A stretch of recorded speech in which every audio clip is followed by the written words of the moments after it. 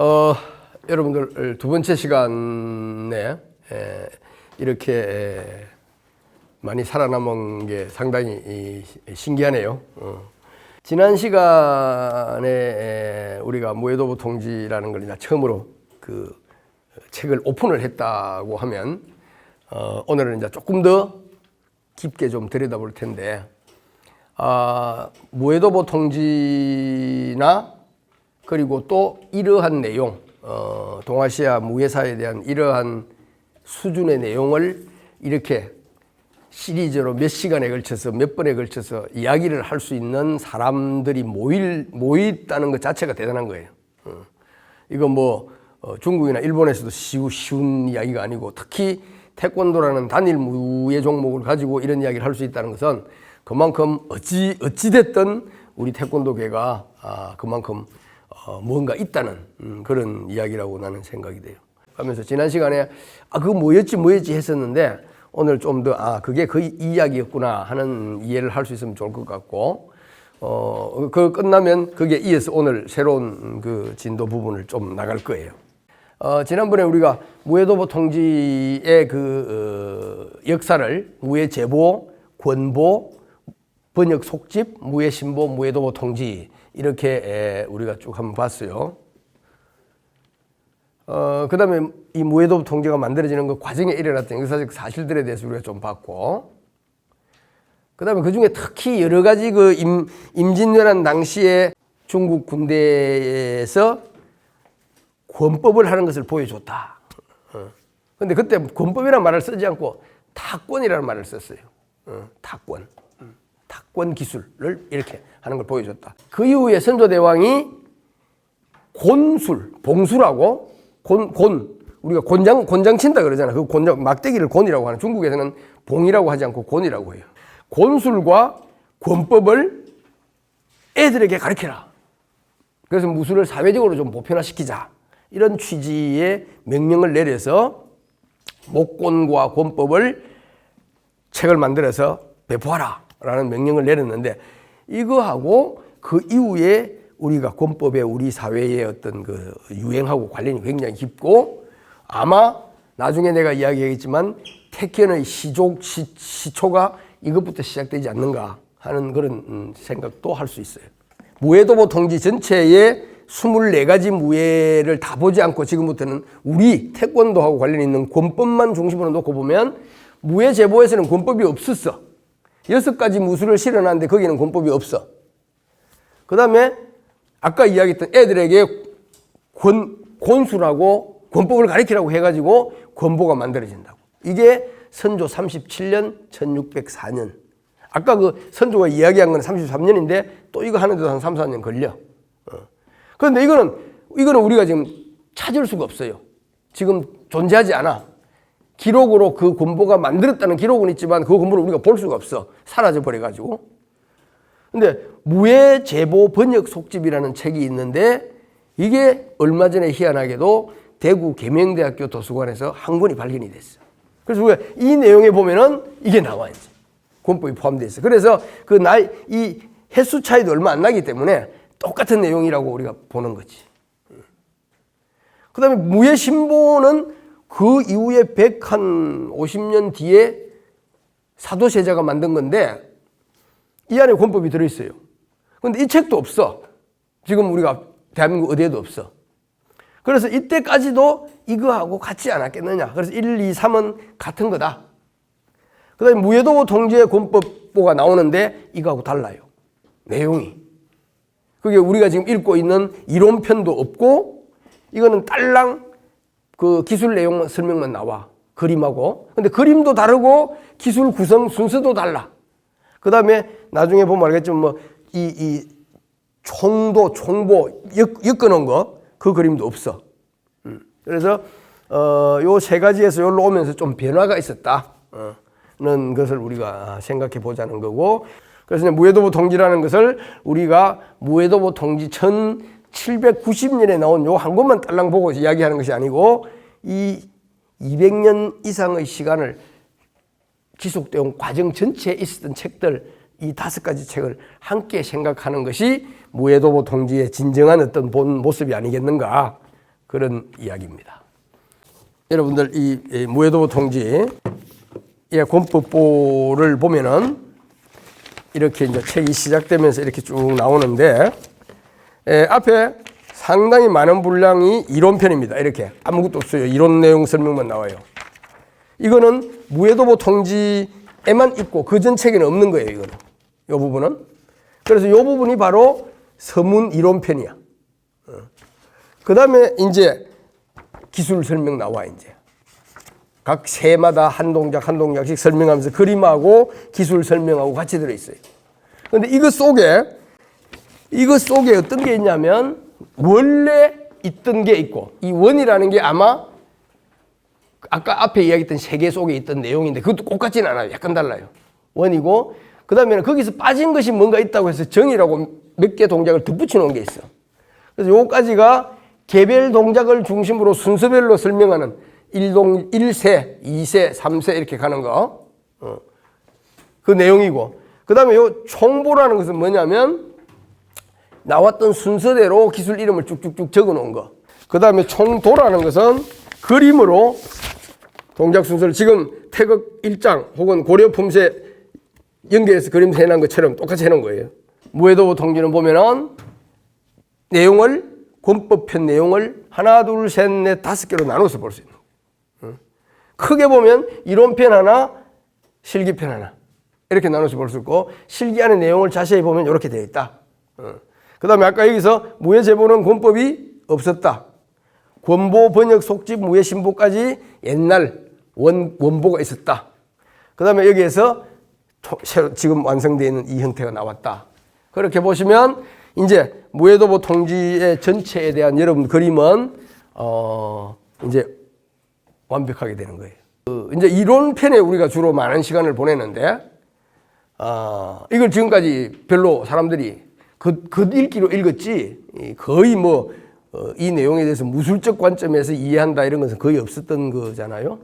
그 다음에는 이제 오늘 주로 우리가 할 내과권법에 대한 이야기가 나오는데 당송 이래로 권법은 두 가지가 있는데 하나는 외가고 하나는 내가고 이런 이야기가 나오기 시작해. 무술에 대해서 상당히 깊이 있는 이야기가 나오는데 이게 지금까지 무해도보 통지 연구하면서 거의 주목받지 못했던 부분이에요. 근데 오늘 요거 우리 이야기할 거예요. 일부에 보면은 척계광, 모원이, 무편 이렇게 나오는데 자 요게 권법편의 서문의 단락 1이에요. 그래서 이거를 다시 우리가 쪼개서 나누어서 보면 척계광왈, 무오원이왈, 무편왈로 세 편으로 나눌 수 있어요. 자, 척계광왈은 척계광은 무슨 책 이름이 뭐죠? 기요신서예요. 기요신서에 나오는 이야기를 가지고 이덕무가 이야기하는 거예요. 두 번째는 모원이. 모원이는 뭐? 무비지예요. 그 다음에 무편은 누구 거? 당순지. 이 무편이라는 것은 당순지 선생의 책인데 거기에 무편 중에서 권이라고 나와. 권법의 권. 그래서 권이라는 그 이론편이에요. 그래서 이 세 가지 부분에서 이덕무가 따가지고 중요하다고 생각을 세 가지를 이렇게 놓으면서 이게 권법의 제일 중요한 개념들이다 하고 이렇게 내놓은 거예요. 근데 실제 우리가 이제 이것 갖고 안 되잖아. 이거는 많은 문장 중에서 한 문장만 따온 거기 때문에 우리가 이제 오리지널 문장을 읽는 거지. 척계광이 말하기를 권법은 수족을 활동시키고 지체를 부지런히 하는 석관은 처음 배우는 사람이 무에 입문하는 문이 된다고 하였다라고 해서 이 권법이라는 것이 다른 무기무술, 창술, 권술, 검술을 배우는 기초 무예로서 가치가 있다라는 이야기를 하고 있는 거예요. 무비지는 중요한 내용이 없어요. 중요한 내용이 없고 기요신서에 있는 걸 그대로 옮겨놓은 거예요. 근데 요 말만 자기가 따로 한 거예요. 점획을 알아야 한자를 제대로 쓸 수 있는 기본을 배울 수 있고 말의 안장에 익숙해져야 말 타고 질주하면서 달릴 수 있는 법을 안다. 다시 말해서 기본이 중요하다는 이야기를 하고 있는 거예요. 예. 그래서 그 의미에서 이거는 무술적으로 다른 부분은 새로운 것이 없다. 기요신성 내용 그대로다라고 생각하시면 돼요. 그 다음에 이제 무편인데 무편에서 이렇게 몇 가지 중요한 얘기 세법, 세라는 이야기가 나와요. 세. 그 다음에 장호라든지 뭐 이런 건 여러 가지 이야기가 나오는데, 우리가 기호신서 권법편은 이론적으로 중국의 기호신서에 나오는 권법을 권경처교라고 편이라고 하는데, 권경처교하고 무편의 권이라는 내용하고 무비지의 권법하고 이것을 레퍼런스로, 그것을 바탕으로 만들어진 거다. 그러니까 원전 자료가 이 세 가지라는 거예요. 근데 권법편은 기호신서하고 무편하고 내과권법이라는 책이 있어요. 나중에 나오는데, 그 내과권법, 황백가의 내과권법 이 세 권을 주로 많이 참고를 했고, 무비지는 아까 나오는 그 한 문장 그것밖에 없어요. 그래서 맨소무에 관련해서는 기호신서하고 무편이 굉장히 중요한 이론적인 바탕이 되고 있다라고 보면 될 것 같아요. 자, 요거는 동양의 맨수 무술이 본격적으로 발전하게 되는 명나라 만렵 혹은 중만렵부터 청나라 사이에 중요한 무술책을 내가 한번 모아본 거예요. 그 상상외로 무술에 대한 책은 이 이전에는 없어. 저 이전에는 거의 없어요. 다른 역사책 속에 무술에 대한 기사가 실려 있는 그런 정도지, 전문 무술서라고 하는 것은 이 시대 이전에는 거의 없어요. 그러면 1500년 같으면 1590 몇 년에 임진왜란이 일어나잖아. 그지? 그러니까 1500년이면 우리나라 조선시대 세조, 성종 뭐 이때쯤 되는 거예요. 초창기가. 그래서 이게 주로 이제 만력, 영간 뭐 이런 이야기인데, 무편이나 기호신서, 정기당집, 강남경략, 진기까지 요 타이밍의 책들이 다 비슷한 시기에 나온 책들이에요. 저 책들이 특징이 다 뭐냐면, 일본의 왜구가 임진왜란 되기 전부터 우리나라도 쳐들어왔지만 중국을 엄청나게 쳐들어가서 괴롭혔어. 그래서 명나라에서 초창기에는 명나라가 지금 내몽고 지역하고 싸우느라고, 몽고족하고 싸우느라고 막 죽을 고생을 했는데, 후반기에 오면은 왜구 때문에 몸살을 해요. 그래서 이 무편을 지은 당순지나 기호신서를 지은 척계광이나 정약적이나 다 이 왜구를 다스리는 사람들이에요. 왜구들이 주로 여기서 출발해가지고 가까운 우리나라로 오지만 얘들이 제일 절개 찾는 곳이 여기야. 그래서 대만이 완전 저거 본부야. 지금도 대만 사람도 일본 사람은 무지 가까워요. 왜구들은 이 대만을 아주 막 쓸고 다녀. 마찬가지로 류구 거쳐다, 이제 류구, 오키나와. 그러면서 이 지역을 가서 저거 부대도 만들어 놓고, 저거 성도 만들어 놓고, 거기 가면 그래서 여러분들 동방불패라는 유명한 영화를 보면 거기 상대방이 다 왜구들이잖아요, 왜구들. 그게 그냥 막연한 이야기가 아니고 실제 있었던 그런 이 남방지방의 그 소수민족들, 묘족들하고 왜구들하고 막 결합하기도 하고 싸움하기도 하고 그런 스토리다. 여기. 지금 우리가 이제, 그 기호신서라든지 뭐 이런 이야기 전부 이 저장지방, 절강지방에서 일어나는 일이에요. 요거는 내각권법이고 우리 좀 이따 볼 거고, 육하권보라는 것은 바로 형이권의 이 시초인 희룡봉이 쓴 책이고, 엄부창부라는 책은 무지하게 나중에 중요하게 되는데, 왕종학이라는 사람이 썼는데 나중에 이 태극권 계통의 중국 무술 이론의 핵심적인 바탕이 되는 게 이 엄부창부에서부터 이루어집니다. 많은 사람들이 왕종학하면 태극권론을 아는데 실제 태극권론이라는 말을 쓴 적은 없어요, 왕종학은. 오수의 수비록이라는 책은 창술에 대한 책인데, 내가 이 책을 굉장히 중요시 여기는 이유는 이 사람은 평생 창술에 미쳐서 창과 곤을 연구를 한 사람인데, 이 사람은 실전파야.